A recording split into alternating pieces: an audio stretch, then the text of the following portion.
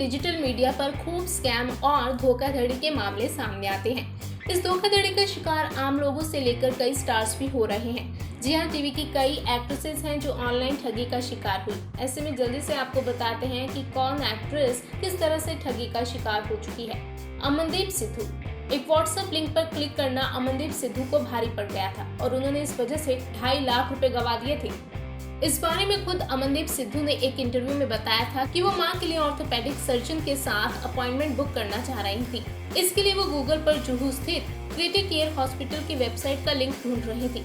ये 5 जुलाई की बात है। कुछ ही देर बाद अमनदीप के व्हाट्सएप नंबर पर एक लिंक आया। अमन को लगा कि शायद वो अपॉइंटमेंट का लिंक है, इसलिए उन्होंने उस संदिग्ध लिंक पर क्लिक कर दिया। बस यहीं पर उनके साथ फाइनेंशियली फ्रॉड हो गया।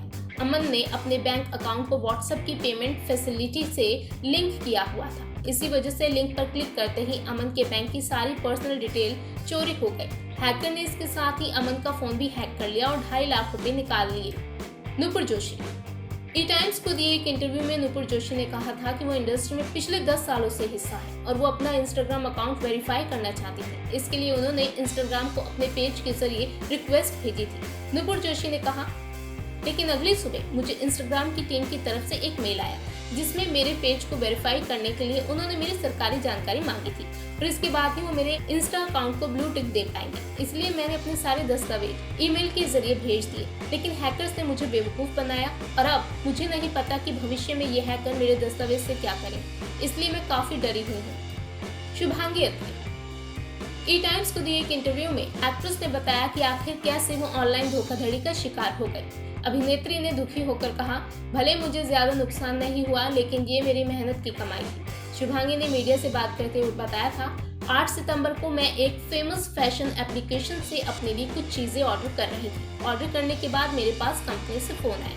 उन्होंने मेरे एड्रेस के बारे में पूछा और मेरे ऑर्डर से जुड़ी सभी जानकारी शेयर की। कॉल पर उन्होंने ऐसी बातें की जैसे मैं उनके साथ सालों से शॉपिंग कर रही हूँ। तो ऐसा लगा कि ये एक रियल कॉल थी, क्योंकि उनके पास मेरे सभी डिटेल्स थे जो केवल उस कंपनी के पास होंगे। पहले 2 लड़कियों ने मुझसे बात की और बाद में 2 लड़के भी इस कॉल के जरिए जुड़ गए। उन्होंने मुझे दिए गए कुछ विकल्पों में से एक प्रोडक्ट को चुनने के लिए कहा। फिर उन्होंने मुझे सिर्फ जीएसटी पे करने के लिए कहा। इसलिए जब मैंने जीएसटी अकाउंट का पेमेंट किया तो कई सारे ट्रांजैक्शन एक साथ हो गए और मेरे अकाउंट से एक बड़ी धनराशि निकल गई। महक चहल। महक चहल के साथ 12 जुलाई को ऑनलाइन ठगी का मामला हुआ।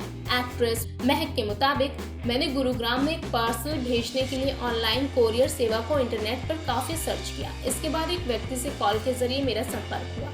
उसने मुझे बताया कि वो एक फेमस कोरियर कंपनी से ताल्लुक रखता है। मैं उसकी साइट पर गई जहां मुझे 10 रुपए देकर रजिस्ट्रेशन करना पड़ा और फिर वहीं से प्रोडक्ट के लिए पेमेंट करना था। महक के मुताबिक जब उन्होंने पेमेंट किया तो उनके अकाउंट की एक बड़ी राशि जा चुकी थी। तो देखा ना आपने, टीवी की कितनी बड़ी बड़ी एक्ट्रेसेस के साथ ऑनलाइन ठगी का मामला हो चुका है।